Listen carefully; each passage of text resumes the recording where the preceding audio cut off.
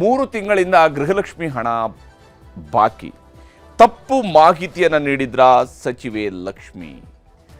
ಹಣಕಾಸು ಇಲಾಖೆಯತ್ತ ಬೊಟ್ಟು ಮಾಡಿದ್ಯಾಕೆ? ಇದುವೇ ಚದುರಂಗದ 2ನೇ ಸ್ಟೋರಿ. ಎಡವಟ್ಟಿಗೆ ಯಾರು ಹೊಣೆ?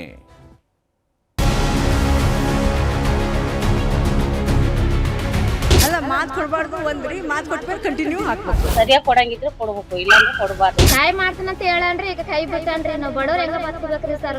ಸರ್ಕಾರ ಕಿವಿನೂ ಕೇಳಿಸಲ್ಲ, ಕಣ್ಣು ಕಾಣಿಸಲ್ಲ. ಕೂಡ ಸರ್ಕಾರ ಸರಿ. ಫೈನಾನ್ಸ್ ಮಿನಿಸ್ಟರ್ ಸಿಎಂ ಸಾಹೇಬರು ಸದನದಲ್ಲಿ ಕೊಡ್ತಾರೆ.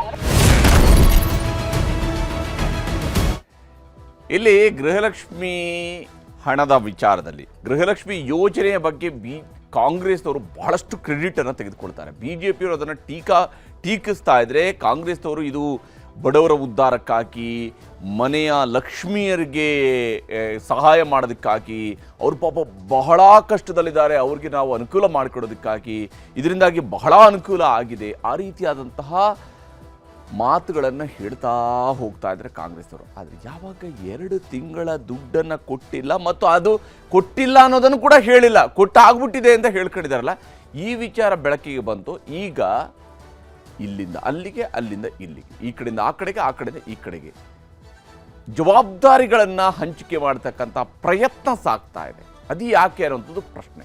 ಗೃಹಲಕ್ಷ್ಮಿ ದುಡ್ಡು ಹಾಕೋದ್ರಲ್ಲಿ ವಿಳಂಬ ಆಗಿದ್ದು ಎಲ್ಲಿ? ಯಾರ ಕಾರಣ ಇದಕ್ಕೆ? ಸರ್ಕಾರದ ಇಲಾಖೆಗಳಲ್ಲಿ ಗೊಂದಲ ಸೃಷ್ಟಿ ಆಯ್ತಾ? ನಾವು ಫೈಲ್ ಕಳಿಸ್ತೀವಿ, ಅದು ಕ್ಲಿಯರ್ ಆಗಿ ಬಂದಿದೆ ಅಂತ ಅನ್ಕೊಂತೀವಿ ಅಂತ ಹೇಳಿದ್ರೆ, ನಿಜಕ್ಕೂ ಜನರ ಅಕೌಂಟ್ಗೆ ದುಡ್ಡು ಹೋಗಿದೆಯಾ ಇಲ್ವಾ ಅಂತೇಳಿ ನೋಡ್ಬೇಕಾ ಬೇಡವಾ? ಏಪ್ರಿಲ್ ಮೇ ತಿಂಗಳದ ಬಿಲ್ ಕ್ಲಿಯರ್ ಆದಾಗ ಫೆಬ್ರವರಿ ಮಾರ್ಚಿನ ಬಿಲ್ ಕ್ಲಿಯರ್ ಆಗಿದ್ದಿಲ್ಲ ಅಂತೇಳಿ ನೋಡ್ಬೇಕಾ ಬೇಡವಾ? ಮುಜುಗರಕ್ಕೀಡಾದ ಸರ್ಕಾರ, ದುಡ್ಡು ಬರುವುದು ಯಾವಾಗ ಅನ್ನುವಂಥ ಪ್ರಶ್ನೆ ಇದೆ. ಯಾಕಂದ್ರೆ ಇಲ್ಲಿ ಸರ್ಕಾರಕ್ಕೆ ನಿಜಕ್ಕೂ ಕೂಡ, ಯಾಕಂದ್ರೆ 12ನೇ ತಿಂಗಳಲ್ಲಿದ್ದೀವಿ ನಾವು. ಡಿಸೆಂಬರ್ ತಿಂಗಳಂದ್ರೆ ವರ್ಷದ 12ನೇ ತಿಂಗಳು. ವರ್ಷದ 2 ಮತ್ತು 3ನೇ ತಿಂಗಳಿನಲ್ಲಿ ಹಣ ಕೊಟ್ಟಿಲ್ಲ. 2 ಮತ್ತು 3ನೇ ತಿಂಗಳಲ್ಲಿ ಹಣ ಕೊಟ್ಟಿಲ್ಲ. 12ನೇ ತಿಂಗಳಲ್ಲಿದ್ದೀವಿ. ಮಧ್ಯದಲ್ಲಿ 4ನೇ ತಿಂಗಳಿನಿಂದ ಹಿಡಿದು 9ನೇ ತಿಂಗಳ ತನಕ ದುಡ್ಡು ಕೊಟ್ಟಿದ್ದಾರೆ ಇವರು. ಹಾಗಾದ್ರೆ ಯಾರ ಜವಾಬ್ದಾರಿ ಇಲ್ಲಿ? ಗೃಹಲಕ್ಷ್ಮಿ ಗಲಾಟೆ ಹೇಗಿದೆ ಅನ್ನೋದನ್ನು ನಿಮಗೆ ವಿವರಿಸಿ ಹೋಗ್ತೀನಿ. ಬಹಳ ಮುಖ್ಯವಾಗಿ ಇಲ್ಲಿ ಗೃಹಲಕ್ಷ್ಮಿ ಯೋಜನೆಗೆ ಸಂಬಂಧಪಟ್ಟಂತೆ ಗೃಹಲಕ್ಷ್ಮಿ ಗುದ್ದಾಟಕ್ಕೆ ಸರ್ಕಾರದಿಂದಲೇ ದಿನಕ್ಕೊಂದು ಟ್ವಿಸ್ಟ್ ಸಿಗ್ತಾ ಇದೆ. ಸರ್ಕಾರದ ಉತ್ತರಗಳೇ ವಿಚಿತ್ರವಾಗ್ತಾ ಇದೆ. ವಿಶೇಷವಾಗಿ ಇಲಾಖೆಯ ಉತ್ತರ ಇನ್ನಷ್ಟು ವಿಶೇಷವಾಗಿದೆ. ಸಿದ್ದರಾಮಯ್ಯನವರ ಹೊಡೆ ಹೊತ್ತಿರುವ ಆರ್ಥಿಕ ಇಲಾಖೆಯ ಮೇಲೆ ಲಕ್ಷ್ಮೀ ಹೆಬ್ಬಾಳ್ಕರ್ ಅವರು ಬೊಟ್ಟು ಮಾಡ್ತಾ ಇದ್ದಾರೆ. ಹಾಗಾದ್ರೆ ಬೇಕಂತಲೇ ದುಡ್ಡು ಕೊಟ್ಟಿಲ್ವಾ? ಇದು ಪ್ರಶ್ನೆ. ಹಣಕಾಸು ಇಲಾಖೆಯಿಂದ ಹಣ ಬಿಡುಗಡೆಯೇ ಆಗಿಲ್ಲ ಅಂತ ಹೇಳಿ ಹೆಬ್ಬಾಳ್ಕರ್ ಅವರು ಹೇಳ್ತಾ ಇದ್ದಾರೆ. ಸರಿ, ಹಣಕಾಸು ಇಲಾಖೆಯಿಂದ ಹಣ ಬಿಡುಗಡೆ ಆಗಿಲ್ಲ. ಏಪ್ರಿಲ್ ತಿಂಗಳಿನಿಂದ ಯಾರ ಬೊಕ್ಕಸದಿಂದ ಬಂತು? ಮೇ ತಿಂಗಳಲ್ಲಿ ಯಾರಿಂದ ಬಂತು? ಜೂನಲ್ಲಿ ಯಾರಿಂದ ಬಂತು? ಜುಲೈಯಲ್ಲಿ ಯಾರಿಂದ ಬಂತು? ಆಗಸ್ಟಲ್ಲಿ ಯಾರಿಂದ ಬಂತು? ಹಾಗಾದರೆ ಫೆಬ್ರವರಿ ಮತ್ತು ಮಾರ್ಚ್ನಲ್ಲಿ ಯಾಕೆ ಬರಲಿಲ್ಲ? ಸಾಮಾನ್ಯ ಅಲ್ವಾ ಇದು? ಹಣಕಾಸು ಇಲಾಖೆಯಿಂದ ಫೈಲ್ ಕ್ಲಿಯರ್ ಆದ ತಕ್ಷಣ ಹಣ ಅಂತೇಳಿ ಸಚಿವೆ ಹೇಳಿದ್ದಾರೆ. ಆ 2 ತಿಂಗಳ ಫೈಲನ್ನು ಅಲ್ಲೇ ಇಟ್ಟವರು ಯಾರು? ಯಾಕೆ ಫಾಲೋ ಅಪ್ ಮಾಡಿಲ್ಲ? DCM DKಶಿ ಬಳಿಕ ಹಣಕಾಸು ಇಲಾಖೆಯನ್ನ ಲಕ್ಷ್ಮೀ ಹೆಬ್ಬಾಳ್ಕರ್ ಅವರು ದೂರಿದ್ದಾರೆ. ಅಲ್ಲಿಂದ ಹಣ ಬಂದ ತಕ್ಷಣ ಕೊಡ್ತಾರೆ ಅಂತ ಹೇಳ್ಕೊಂಡು ಶಿವಕುಮಾರ್ ಅವರು ನಿನ್ನೆ ಹೇಳಿದರು. ಆದರೆ ಹಣ ಅಲ್ಲಿಂದ ಬರುತ್ತಾ ಇಲ್ಲ, ಬಂದಿದೆಯಾ ಇಲ್ಲ ಅಂತೇಳಿ ನೋಡ್ಕೊಳ್ಳೋದು ಯಾರು? ಇಲ್ಲಿ ಪ್ರಶ್ನೆ ಇರುವಂಥದ್ದು ಇದೇ ವಿಚಾರ. ಲಕ್ಷ್ಮೀ ಹೆಬ್ಬಾಳ್ಕರ್ ಅವ್ರ ಮಾತುಗಳನ್ನ ನಿಮಗೆ ತೋರಿಸ್ತೀನಿ. ಫೈನಾನ್ಷಿಯಲ್ ಡಿಪಾರ್ಟ್ಮೆಂಟ್ಗೆ ಪ್ರತಿ ತಿಂಗಳು ನಮ್ಮ ಇಲಾಖೆಯಿಂದ ನಾನು ಫೈಲ್ ಮೂವ್ ಮಾಡ್ತೀನಿ. 1ನೇ ತಾರೀಕಾಯ್ತು, 3ನೇ ತಾರೀಕಾಯ್ತು, ನಮಗೆ ದುಡ್ಡನ್ನ ರಿಲೀಸ್ ಮಾಡಿ ಅಂತ ನಾವು ಫೈನಾನ್ಸ್ ಡಿಪಾರ್ಟ್ಮೆಂಟ್ಗೆ ಫೈಲ್ ಮೂವ್ ಮಾಡಿದಾಗ, ಯಾವತ್ತು ಯಾವ ತಾರೀಕಿಗೆ ಫೈನಾನ್ಸ್ ಡಿಪಾರ್ಟ್ಮೆಂಟ್ ನಮ್ಮ ಫೈಲನ್ನು ಕ್ಲಿಯರ್ ಮಾಡುತ್ತದೋ ಒಂದು ಕ್ಷಣ ನಾನು ಲೇಟ್ ಮಾಡಿದೆ, ಇದನ್ನ ಗೃಹಲಕ್ಷ್ಮಿಯರ ಅಕೌಂಟ್ಗೆ ಹೋಗೋ ರೀತಿ ನಾನು ನೋಡ್ಕೊಳ್ತೀನಿ. ಮಾರ್ಚ್ ಮತ್ತು ಫೆಬ್ರವರಿದಲ್ಲಿದು ಹೆಚ್ಚು ಕಡಿಮೆ ಆಗಿದ್ರೆ ಅದು ಫೈನಾನ್ಸ್ ಮಿನಿಸ್ಟರ್ ಸಿಎಂ ಸಾಹೇಬರು ಅದಕ್ಕೆ ಉತ್ತರ ಸದನದಲ್ಲಿ ಕೊಡ್ತಾರೆ. ಮತ್ತು ಆ ರೀತಿ ಆಗಿದ್ರೆ ಖಂಡಿತವಾಗ್ಲೂ ಅದನ್ನ ಕ್ಲಿಯರ್. ಹಣಕಾಸು ಇಲಾಖೆಯಿಂದ ಕ್ಲಿಯರೆನ್ಸ್ ಆಗಿದೆ, ಆದ್ರೂ ಕೂಡ ಈ ದುಡ್ಡು ಎಲ್ಲೋ ಇತ್ತು ಅವ್ರು ಕೇಳ್ತಾರೆ ಅಂತ ನೀವು ಒಂದ್ ನಿಮಿಷ ಬ್ರದರ್.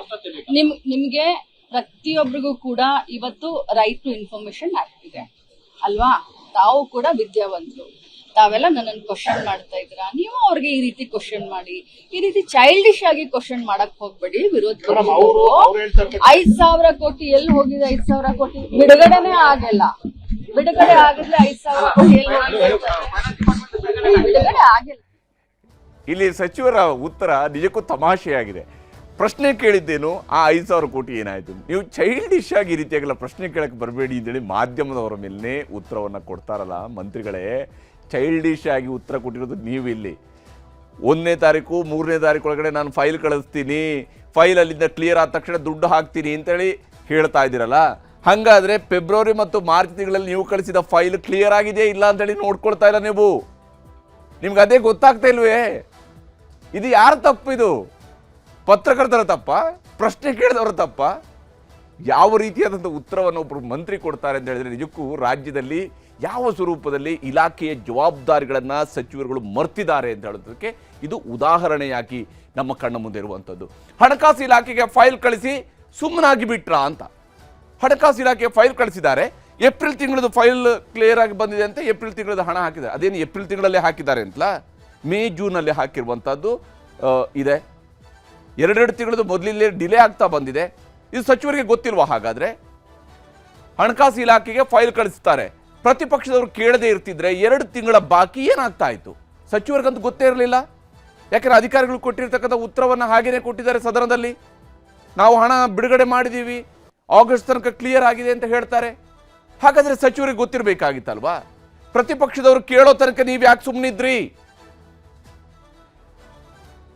ಕರೆಕ್ಟ್ ಆಗಿರುವಂಥ ಡೇಟ್ ಸಮೇತ ಹೇಳಬೇಕಂದ್ರೆ ಅಕ್ಟೋಬರ್ 16, 2025 ಬೆಂಗಳೂರಿನ KR ಪುರಂನಲ್ಲಿ ಪಾರ್ಕ್ನಲ್ಲಿ ಶಿವಕುಮಾರ್ ಅವರು ಬೆಂಗಳೂರು ನಡಿಗೆ ಕಾರ್ಯಕ್ರಮದ ಸಂದರ್ಭದಲ್ಲೂ ಕೂಡ ಇಂಥದ್ದೊಂದು ಪ್ರಶ್ನೆ ಬರುತ್ತೆ ಅವರಿಗೆ.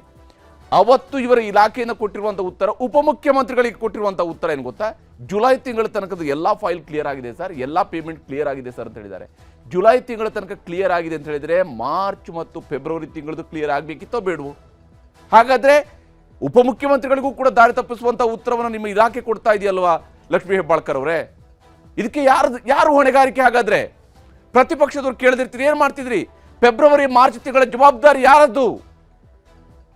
5,000 ಕೋಟಿ ರೂಪಾಯಿಯ ಹಣ ಇದು.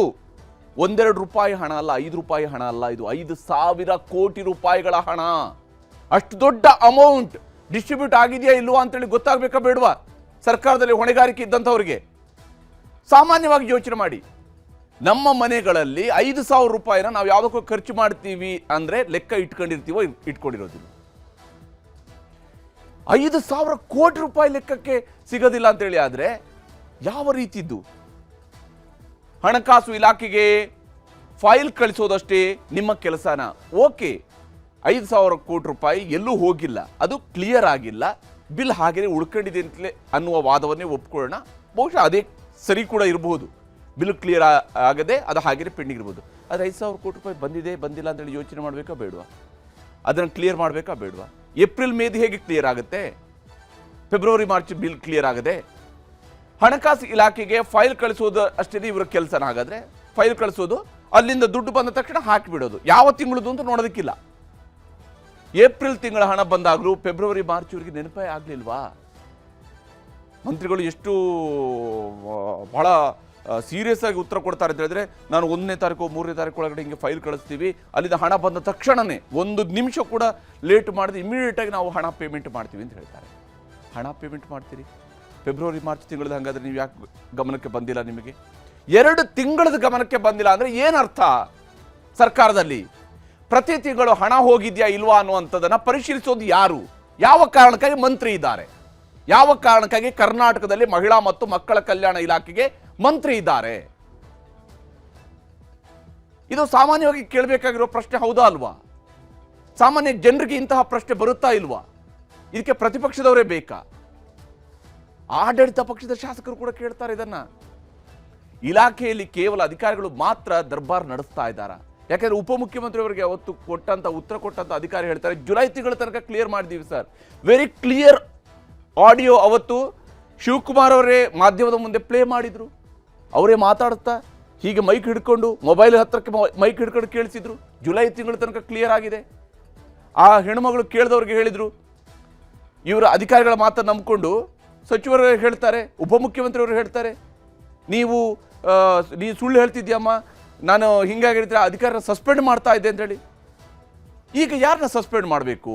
ಈ ರೀತಿಯಾಗಿ 2 ತಿಂಗಳು ಕೊಡದೆ ಕೂತ್ರೆ ಸಚಿವರಾಗಿ ಇಲಾಖೆ ಮೇಲೆ ಹಿಡಿತ ಯಾರದ್ದು? ಯಾರದ್ದು ಹಿಡಿತ? ಯಾರಿಗೆ ಗೊತ್ತಿರಬೇಕಾಗಿರೋದು? ನಿಮ್ದು ಅಲ್ವಾ? ನೋಡಿ, ಕರ್ನಾಟಕದ ಶಾಸನ ಸಭೆಯಲ್ಲಿ ಅದ್ಭುತವಾದಂಥ ಉತ್ತರವನ್ನು ಕೊಡ್ತಾ ಇದ್ದಂತಹ ಮಂತ್ರಿಗಳನ್ನು ನಾವು ನೋಡಿದ್ದೀವಿ. MP ಪ್ರಕಾಶ್ ಅಂತವರು 7-8 ಇಲಾಖೆಗಳ ಬಗ್ಗೆ ನಿರರ್ಗಳವಾದಂಥ ಉತ್ತರವನ್ನು, ಸ್ಪಷ್ಟವಾದಂಥ ಉತ್ತರವನ್ನು ಕೊಡ್ತಾ ಇದ್ದಂಥದ್ದು ಉದಾಹರಣೆಗಳು ಕರ್ನಾಟಕ ವಿಧಾನಸಭೆಯಲ್ಲಿದೆ. ಆದರೆ ತಮ್ಮ ಒಂದು ಇಲಾಖೆಯ ಉತ್ತರವನ್ನು ಕೊಡೋದಿಕ್ಕೆ ಇಷ್ಟೆಲ್ಲ ಸರ್ಕಸ್ ಬೇಕಾ? ಮತ್ತೆ ಪ್ರಶ್ನೆ ಕೇಳಿದಾಗ ಬಾಲಿಶ ಪ್ರಶ್ನೆಯನ್ನು ಕೇಳ್ತಿದ್ದೀರಿ. ನೀವು ಈ ಪ್ರಶ್ನೆ ಅವ್ರಿಗೆ ಹೋಗಿ ಕೇಳಿ. ಯಾರಿಗೆ ಯಾವ ಪ್ರಶ್ನೆಯನ್ನು ಕೇಳಬೇಕು ಅಂತ ಗೊತ್ತಿರುತ್ತೆ ಪತ್ರಕರ್ತರಿಗೆ. ಆದರೆ ಈ ರೀತಿಯಾದಂತಹ ಉತ್ತರ 5,000 ಕೋಟಿಯಷ್ಟು ದೊಡ್ಡ ಮೊತ್ತದ ಬಗ್ಗೆಯೇ ಲೆಕ್ಕ ಇಡೋದಕ್ಕೆ ಟೈಮ್ ಇಲ್ವಾ? 5,000 ಕೋಟಿ ರೂಪಾಯಿ ಬಂದಿಲ್ಲ ಅಂತೇಳಿ ಆದಾಗ ಆಕೆ ಲೆಕ್ಕ ಇಡಬೇಕಾ ಬೇಡವಾ? ಆಕೆ ಟೈಮ್ ಇಲ್ವಾ? ಇದು ಆ್ಯಕ್ಚುಲಿ ಕಳೆದ ಆರ್ಥಿಕ ವರ್ಷದ ಕಡೆಯ 2 ತಿಂಗಳ ದುಡ್ಡಿದು. ಈ ಆರ್ಥಿಕ ವರ್ಷದಲ್ಲ ಇದು, ಕಳೆದ ಆರ್ಥಿಕ ವರ್ಷದ ಕಡೆಯ 2 ತಿಂಗಳದ್ದು. ಅದು ಈ ವರ್ಷ ಇಲ್ಲಿ ಡಿಸೆಂಬರ್ ಆಗೋದ ತನಕ ಕೂಡ ಗೊತ್ತಾಗಿಲ್ಲ. ಅದ್ರ ಏನು ಅರ್ಥ ಇದು? ಹಣಕಾಸು ಇಲಾಖೆಯ ಜೊತೆಗೆ ಸಮನ್ವಯ ಸಾಧಿಸಬೇಕಾಗಿದ್ದು ಯಾರ ಹೊಣೆ? ಯಾರ ಹೊಣೆಗಾರಿಕೆ ಇದು? ಸಮನ್ವಯ ಸಾಧಿಸಬೇಕಾಗಿರುವಂಥದ್ದು. ಪ್ರತಿ ತಿಂಗಳು ದುಡ್ಡು ಬಂದಿದೆ, ಬಂದಿಲ್ಲ, ಇವ್ರಿಗೆಲ್ಲ ಕ್ರೆಡಿಟ್ ಬೇಕು, ಯೋಜನೆಯ ಕ್ರೆಡಿಟ್ ಬೇಕು. ನನ್ನಿಂದಾಗಿ ಹೆಣ್ಣು ಮಕ್ಕಳಿಗೆ ಹಣ ಕೊಡ್ತಾ ಇರುವಂಥ ಪುಣ್ಯದ ಕೆಲಸ ನಾನು ಮಾಡ್ತಾ ಇದ್ದೀನಿ ಅಂತೇಳಿ ಸಚಿವರೇ ಹೇಳ್ತಾ ಇದ್ದಾರೆ, ಅನೇಕ ಬಾರಿ ಹೇಳ್ಕೊಂಡಿದ್ದಾರೆ. ಸರಿ, ನೀವು ಕ್ರೆಡಿಟ್ ತಗೊಳ್ಳಿ, ಕ್ರೆಡಿಟ್ ನೀವೇ ತಗೊಳ್ಬೇಕು. ಆದರೆ ಅದ್ರ ಜೊತೆಗೆ ಹೊಣೆಗಾರಿಕೆಗಳು ಬೇಡವಾ? ಅದರ ಹೊಣೆಗಾರಿಕೆ ಯಾರದ್ದು? ಆ ಹೊಣೆಗಾರಿಕೆ ನಿಮಗೆ ಹಾಗಾದರೆ ಬೇಡವಾ? ಕೇವಲ ಕ್ರೆಡಿಟ್ ಸಾಕಾ? ಈ ಪ್ರಶ್ನೆಗಳಿಗೂ ಕೂಡ ಸಚಿವರು ಉತ್ತರವನ್ನು ಕೊಡಬೇಕಾಗುತ್ತೆ. ಯಾಕಂದರೆ ಜವಾಬ್ದಾರಿಯುತ ಸ್ಥಾನದಲ್ಲಿದ್ದೀರಿ. ಕರ್ನಾಟಕದ ಜನರಿಗೆ ನೀವು ಉತ್ತರ ಕೊಡಬೇಕಾಗಿರೋದು ನಿಮ್ಮ ಜವಾಬ್ದಾರಿ. ಇದು ಪ್ರಶ್ನೆಯನ್ನು ಕೇಳುವಂಥದ್ದು ವಿಚಾರದಲ್ಲಿ ಬಾಲಿಶ ಅದು ಇದು ಅಂತ ಹೇಳಿದ ತಕ್ಷಣ ಮುಗಿಯೋದಿಲ್ಲ. ಇಂತಹ ವಿಚಾರಗಳಿಗೆ ಉತ್ತರವನ್ನು ಕೊಡಬೇಕಾಗುತ್ತೆ. ಯಾಕಾಯ್ತು ಇದು? ಎಡವಟ್ಟಿಗೆ ಯಾರು ಹೊಣೆ ಅನ್ನೋಂಥದ್ದು ಕೂಡ ಗೊತ್ತಾಗಬೇಕಾಗಿರುತ್ತೆ.